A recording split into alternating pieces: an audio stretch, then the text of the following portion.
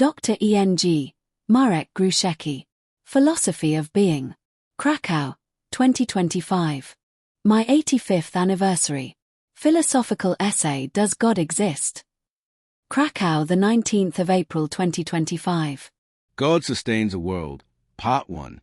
Once upon a time, different plants grew on Earth and different animals lived there than today. The existence and development of the world constantly depend on God, just as the sound of a song depends on the singer's breath. It is God who makes the world continue and change, who makes plants, animals, and people live and develop. God sustains the world in existence. We call this divine care for the world divine providence. God governs the world through the laws of nature. These laws are discovered and studied by the natural sciences, astronomy, physics, chemistry, biology. Thanks to these laws, celestial bodies, including the Earth, revolve in their orbits. Similarly, eternal laws govern phenomena and life in nature, allowing creatures to live and develop. Do you wonder where they came from? Who established them? Who makes them work? Who causes changes in the world? The laws that govern the world come, like the whole world, from God the Creator. Through them, the invisible God rules and guides the development of the world.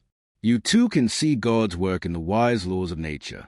Perhaps in your prayers you will remember the scientists who study the secrets of nature. Then you will better understand that all this is a gift.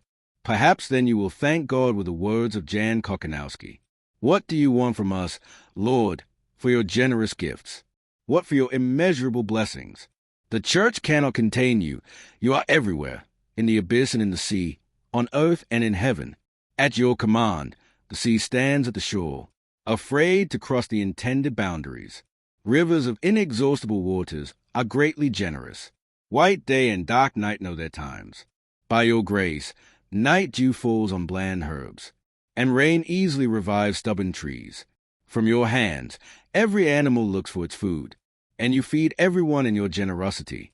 God sustains the world in existence. Part 2. You believe that God created the world. You also know that the whole world, nature, and people are subject to development and evolution. God not only created the world, but also constantly acts throughout the universe and in all of nature. Creatio continua, Latin for continuous creation, is a theological view, present mainly in Christianity, according to which the world created by God is constantly sustained by Him. Creatio continua expresses God's creative activity, which complements the view of creatio ex nihilo by preserving and continuously developing everything that is already being created. God is constantly active in creation and grants His existence to all created reality. God is constant, regardless of how He is defined. There is no change in God. d God dt equals 0. This means that in differential calculus, the derivative of God over time is constant, i.e. God is a straight line, completely horizontal. God does not change over time. He is the same yesterday, today, and forever. Creatio continua is the opposite of deism, according to which God created the world but has not interfered in its fate since then.